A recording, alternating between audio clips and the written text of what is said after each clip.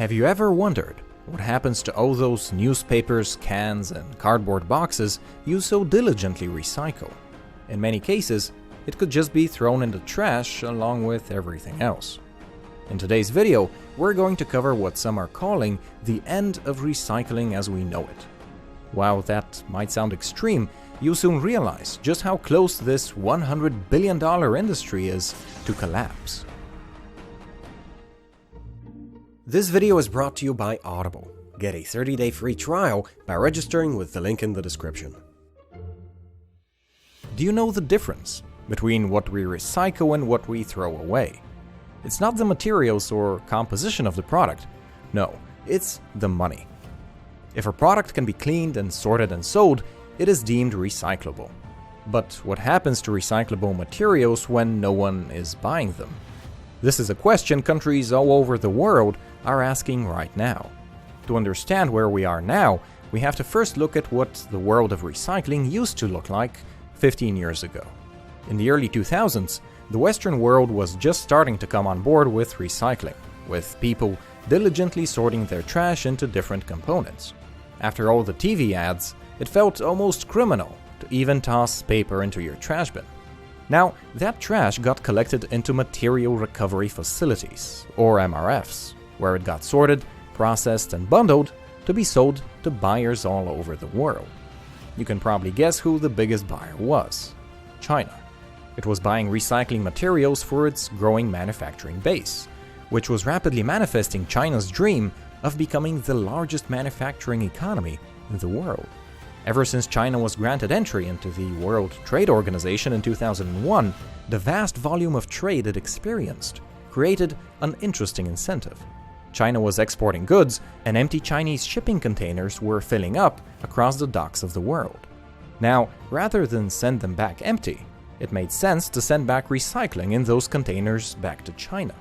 The supply of empty containers was so great that it was actually cheaper to send recycling from Los Angeles to China than to nearby Arizona. The nature of the Chinese economy made this arrangement very lucrative. China lacks its own softwood lumber industry, for example, so they rely heavily on importing recycled paper to fill their paper needs. The newspaper you read and recycle today could be sold to China, printed and read by a Chinese person 6 weeks later.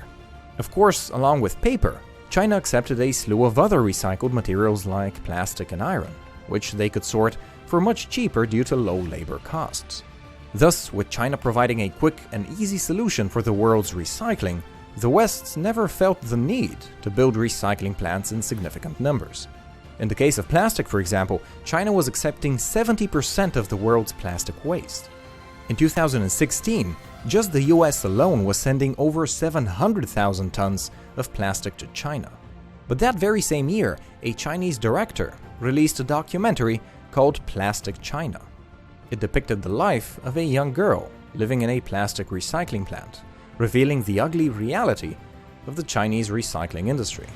It was received very well overseas and soon made its way illegally onto the Chinese internet. Beijing quickly banned the film, but the damage had already been done.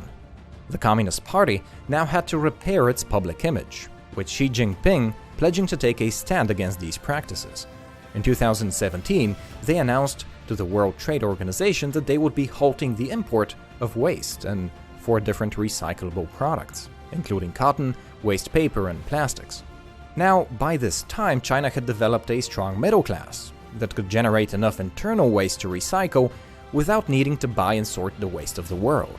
The Chinese called it Operation National Sword, essentially a movement to develop better internal recycling plants and to care for their own country first, improving both their environment and public perception. The shock was instantaneous. Almost overnight, the entire plastic and paper recycling industry was brought to a crippling halt. At its height, MRFs could sell baled plastic at $300 a ton, but with Chinese demand gone, the price dropped to less than $40 a ton in just a few months. China introduced strict regulations on what they would import, mostly to do with how clean the recycling was. They would not accept low-grade waste, and there are actually rumors that they will stop all imports by 2020. Overnight, a cleaning industry popped up in places like Thailand and Malaysia, where they would clean the recyclable materials before passing it on to China, and many millionaires have emerged from these countries as a result of this entrepreneurial boom. Unfortunately, it wasn't enough. The Western world just doesn't have the infrastructure to handle its own recycling without the aid of China. Up until now, it was easier to toss yogurt lids, wire hangers, and newspapers all in the same bin, and to leave the sorting to the Chinese factory workers. Now, the Western world has to come up with new solutions to handle its recycling in the wake of Operation National Sword.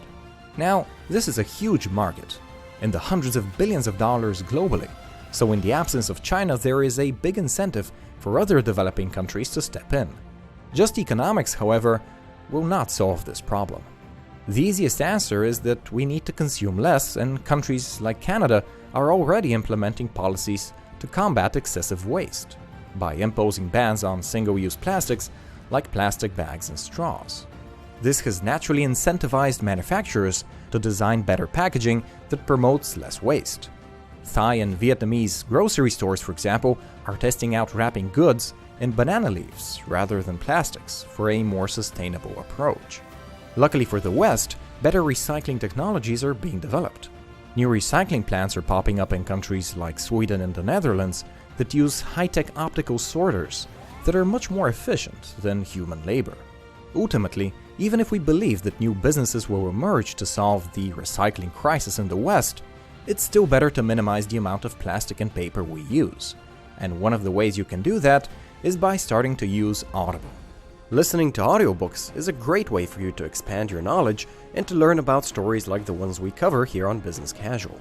If you're curious about the dramatic rise of China's manufacturing, you should definitely listen to Poorly Made in China, a fascinating behind-the-scenes look at the sometimes questionable methods the Chinese used to get ahead.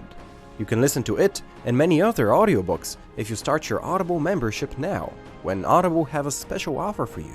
Up until the end of July, Amazon Prime members can get their first 3 months of Audible for just $4.95 a month, saving a total of $30. That's a 66% discount if you register using the link in the description or text Business Casual to 500 500. In any case, I hope you enjoyed this video, and I'd like to thank you for watching it. If you want to see teasers for my future videos, you should follow me on Instagram. You can expect my next video in 2 weeks, and until then, stay smart.